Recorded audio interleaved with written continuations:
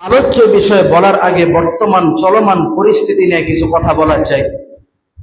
আমার দেশের এক ধরনের উগ্রবাদী হিন্দু সম্প্রদায় ইসকন নামের জঙ্গি সংগঠন, তারা দেশের মধ্যে অপতৎপরতা শুরু করছে। তারা এর আগেও অনেক বিশৃঙ্খলা করেছে। ইসকন নামের সেই বেঈমান হিন্দু সম্প্রদায়, তারা আমার মাদ্রাসার বিরুদ্ধে কটূক্তি করেছে, তারা আমার ইসলামকে নিয়ে কটূক্তি করেছে, তারা আমার মাদ্রাসার আসাদায়ে কেরাম শিক্ষকদেরকে নিয়ে কটূক্তি করেছে। শুধু তাই নয়, তারা আমাদের মুসলমানদের উপর বিদ্বেষ পোষণ করে। তারা এই দেশে ইসলামকে নিয়ে ছিনিমিনি খেলবে। আর আমরা শাহজালালের উত্তরসূরি, আমরা শাহজালালের সন্তান, আমরা মুফতি আমিনের সন্তান। সেই হিন্দু সম্প্রদায় ইসকন সারা বাংলাদেশের ভিতরে অপতৎপরতা সৃষ্টি করেছে। তারা সারা বাংলাদেশের মধ্যে ফিতনা শুরু করেছে।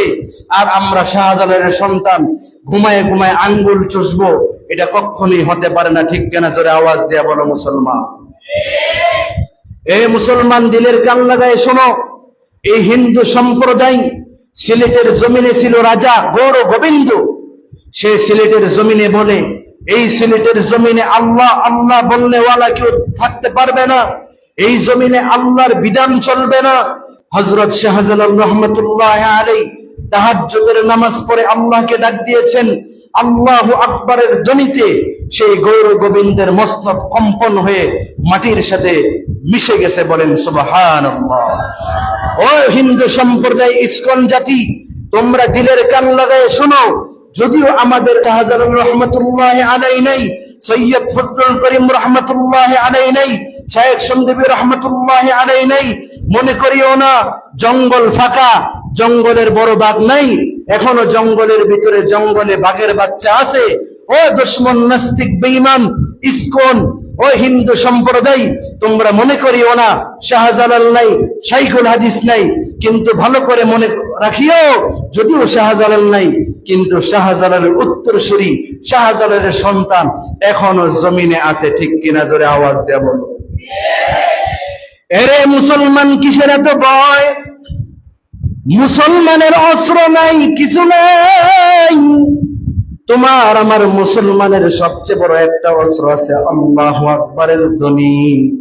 এই আল্লাহু আকবারের ধ্বনির এত পাওয়ার, ওর মুসলমান দিলের কান লাগায় শোনো।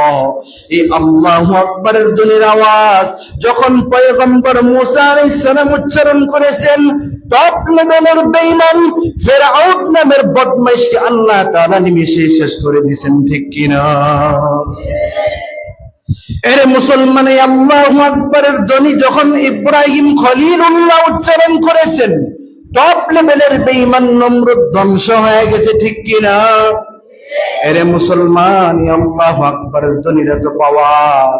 এরে মুসলমান, আল্লাহু আকবারের ধ্বনির আওয়াজ যখন সিলেটের শাহজালাল রহমাতুল্লাহ আলাইহি উচ্চারণ করেছেন, সেই গৌর গোবিন্দের মসনদ ভেঙে চূর্ণ বিচূর্ণ হয়ে গেছে। এরে মুসলমান, এখনো বাংলার জমিনে কিছু ঘুমন্ত নাস্তিকের বাচ্চারা আছে। এখনো বাংলার জমিনে উগ্র হিন্দুবাদী ইসকন আছে।